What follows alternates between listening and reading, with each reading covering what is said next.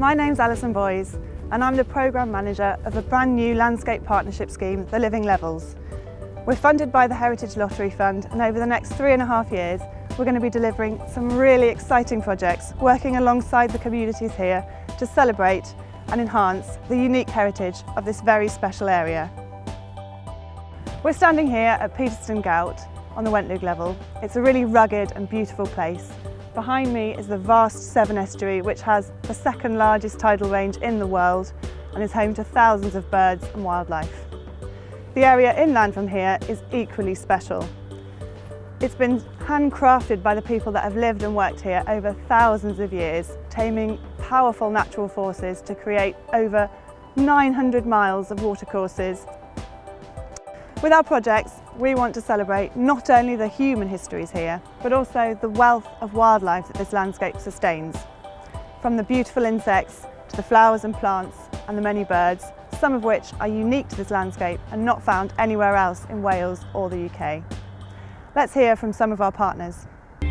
Well, my name's Rick Turner. I'm an archaeologist and landscape historian. We're here on South East Wales on the edge of the Severn Estuary, and the Gwent Levels are those lands that have been reclaimed by man over the last couple of thousand years from the sea and are now in agricultural use.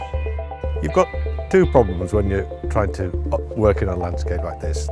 The first big problem is to keep the sea out. You have to have working sea defences, and the Severn Estuary is famous for its very large tidal range. So your first job is to make sure you've got robust, sound sea defences that will cope with any tide, any storm. But then you create a new problem, and that's what do you do with the fresh water that's running off the hills that on the edge of the Gwent Levels off to our right, or that rains directly upon the land on which we're standing. And it's how that fresh water is managed that is really the story of this very particular place. It's slightly counterintuitive, but the highest land on the Gwent Levels is at the land nearest the sea and nearest the big estuarine rivers. Because when at the sea or the rivers are in flood, they carry sediment, and that's deposited close to the limit of the tide or the limit of the flood. So the land next to the sea and next to the rivers is that little bit higher, which actually makes it easier to build your sea defences and have your settlements closest to the sea. If you look in the fields that surround us, they appear to be flat, but they've got some very fine, shallow surface ditches marked by lines of rushes. And these are called grips. There's a whole language of the levels. And grips are these surface drains that take the water off the fields to the headlands, and then they empty them into the second tier of drainage, the field ditch. And these two systems are the responsibility of the farmer, of the landowner. The land that we're standing on was probably first reclaimed about 1,000 years ago. And we're on land that were owned by the Welsh lords of Caerleon. And they would have been responsible for erecting the sea walls that protected this land.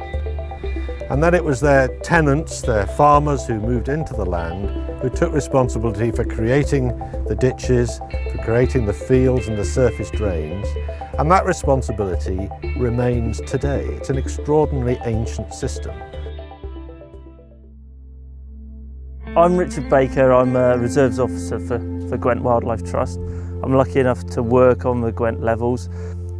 I like to make the biggest difference I can, benefit for both wildlife and people, and the interaction of working with people is, I suppose, what makes me want to do it. A sense of satisfaction in when you see, the work you do have a positive benefit.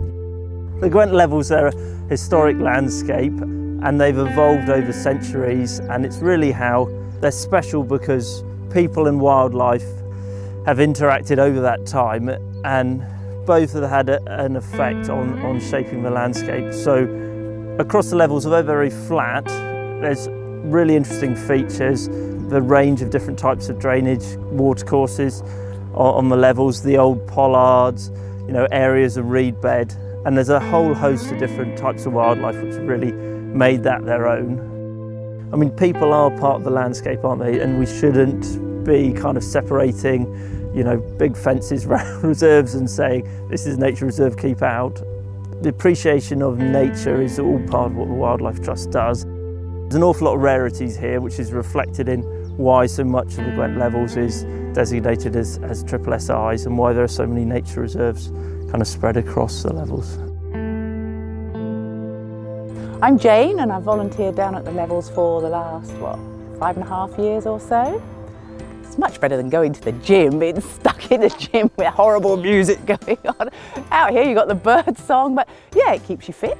You know, I walk a lot out here and a lot of the time we're coppicing or we're pollarding. When I first started, I used to be really, really exhausted and achy when I got home, but you get used to it, so you keep yourself fitter. Today, my first job is going to be going around the whole of the reserve, measuring the water levels and the sluice levels, and also looking at the water vole monitoring rafts. We have little rafts with apples on. Water voles love apples. This spring we had some beautiful murmurations of starlings. You know, they would come over and they were settling in the reed bed over there. And for about half an hour before, just as it was getting dusky, before the light went, they'd be making these beautiful swirling patterns up in the sky. I do believe we need nature, we need place for nature, for ourselves as well as for the planet. And I think we need to keep them and look after them. And it's no good having tiny little pockets of nature. For things to survive, it's got to be linked. It's got to be linked across the landscape so fauna can move. You know, otherwise you're just going to get interbreeding and what have you, and you lose it. The Gwent Levels really is a living landscape. It's really easy for us to think of nature as something in a bit of a compartment, something that's off there in the distance that, you know, maybe we're not involved with. Nature's an integral part of everyday life. It's the air that we breathe, it's the food that we eat on the table. This is a really important landscape for agriculture. Yeah, this is a fantastic resource. Its wildlife is amazing. We need to manage it for flood defence reasons. But alongside all that, we've got new responsibilities to think a bit more about how we manage it with people in mind and benefiting communities and businesses. This place acts as a bit of a green lung for Newport. It's potentially a playground for the people of that city. It's got so much to offer, and there are communities there who perhaps don't visit this place or understand how amazing it is. My name is Gavin Jones. I'm the Community Engagement Officer for the Living Levels Landscape Partnership. Despite this being a special place, it is a landscape under pressure from things like climate change, rising sea levels, and being close to one of the busiest transport routes in Wales. And despite it being close to the cities of Newport and Cardiff, it is rather overlooked and undervalued as a destination for people to visit and explore.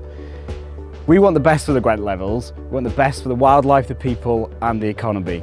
So by working with schools, colleges, farmers, landowners, businesses and communities, we hope that this landscape will become better known and better valued for future.